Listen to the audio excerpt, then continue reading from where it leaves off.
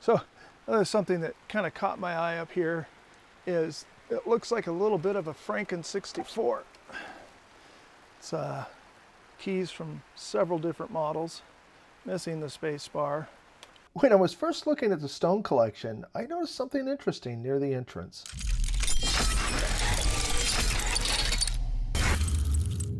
When I got back to the shop and looked at it, it was clear that the machine inside was indeed a Commodore 64. The keyboard was a hodgepodge of keys from different machines, some of which were modified, as we'll see in a bit.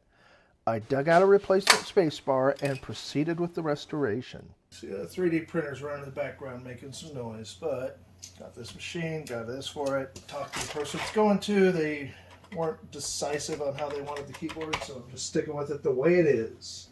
There's a button on the back labeled DDoS and a switch on the side, so clearly there's some kind of mod involved. Should have been wearing my glasses because I kept reading it out as QDOS. There are 6 screws on the bottom in the case, 3 in the usual position and 3 are in the back. Let's see what's inside.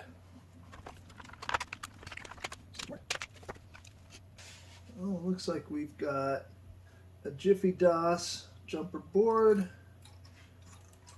with a switch, and I'm going to guess that's a reset.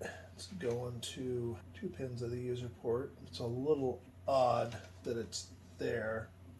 It says QDOS, but I don't think that's what it actually is. There's a spot there for a reset.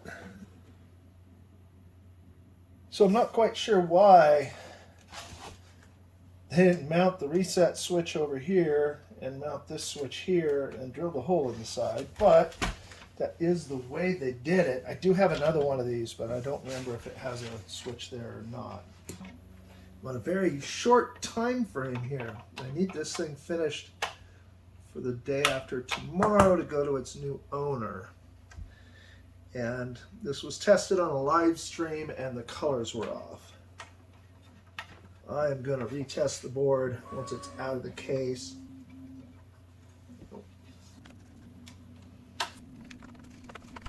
No screws along the back. And that is because the screws that hold the back on come up through the board. It's a little bit different design. It's good. It's a 250407. Oh, still a screw there. Okay. So there are still at least 1 screw on the back. That is a short one. So all has to pop in and slide over the way this case is designed. It being a little different and all, we gotta go down and in. Man, it's a rusty beast. That's not a good sign. So I naturally set it aside and went for the other half. Pulled out the keyboard.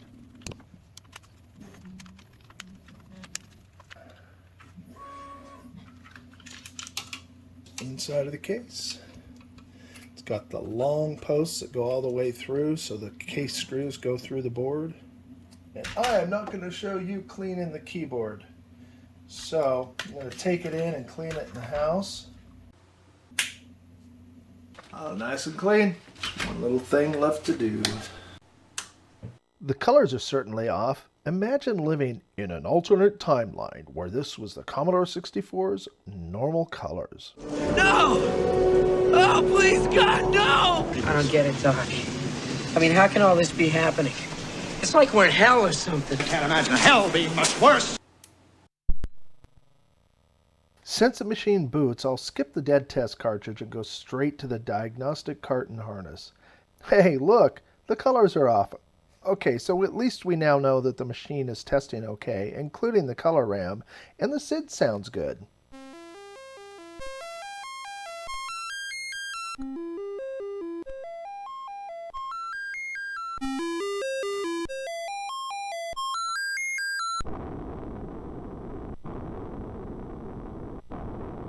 So after flipping the switch on the side, I get the exact same results, except the kernel reports as Jiffy DOS 6.01. Cool. Normally I prefer to probe with a meter and scope to see where the problem is, but since I'm under a tight time constraint, I decided to start by checking it with a replacement PLA since it is socketed.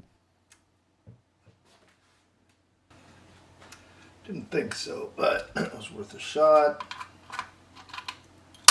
Next, I'll try another VIC-2 chip.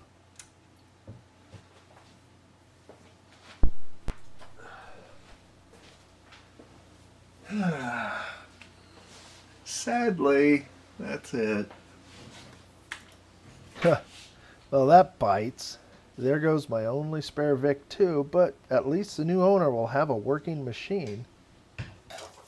Fortunately, the bottom of the case is looking ugly.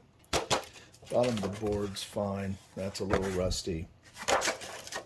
This is all going away because I know the new owner doesn't really care for these. Let's see how this is going to clean up.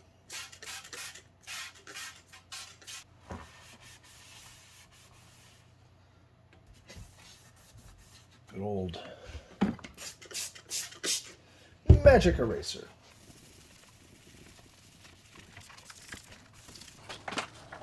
Like I have to bend the board a little bit to get that in there, but it does work. So it makes it nice and secure. I'm leaving all of the Jiffy DOS and reset switch the way Carl or whoever back in the day did it. The new owner wants to improve it, which if this is my machine, I'd probably move the reset switch over to where it says reset and remove the tape from it. But that is kind of a personal decision, so I will leave it to the person who it's going to. This slimline case for the Commodore 64 bread bin was manufactured by Micro Accessories of South Australia. It was released in the 80s as an upgrade for people that wanted to get the look and feel of the Commodore 64C without replacing their entire machine. I had a hard time finding the original sales price, but I did find a few ads in my old Computes Gazette magazines that offered it for $29, or even as little as $19.95 as an add-on with an FSD2 Accelerator Plus disk drive. In addition to a spot for a reset switch, this case also includes a place to put a Dolphin DOS switch. I would venture to guess that there was probably more Jiffy DOS switches placed there than Dolphin DOS. Interestingly, you can see that what was written below the right, the alternate colors, have been scraped off of these keys. The plus and minus keys are a little bit shorter, and the equals key has been scraped at for some reason. Not sure why.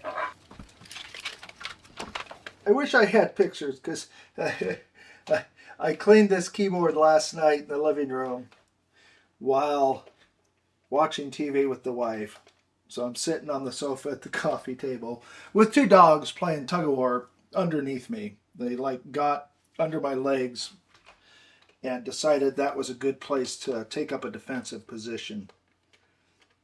So during the scuffle, I lost one of these little screws, so I'm hoping I've got one kicking around handy.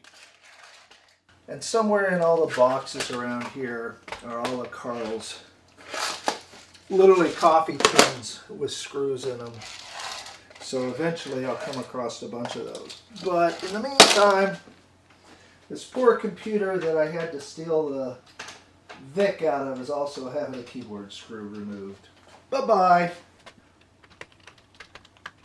Oh, there we go. Now we can put the case tabs together.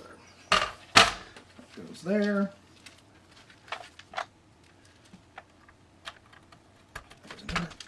And the three longer pointy screws are going to go to the back.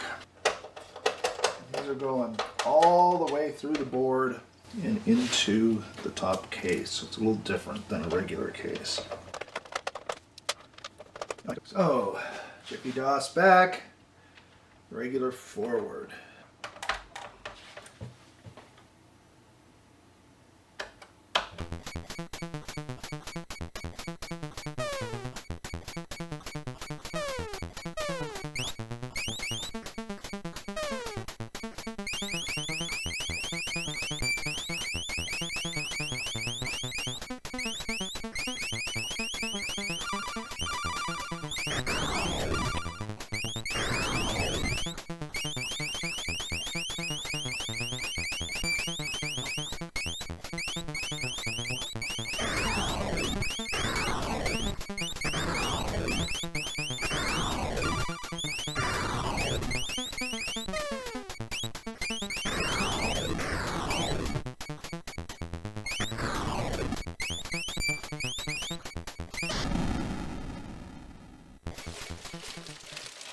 All right, so the time's come to bundle it up in a box and take it to its new owner. Mike, what's the deal with this? Why does it say evidence on it? Where exactly did this come from?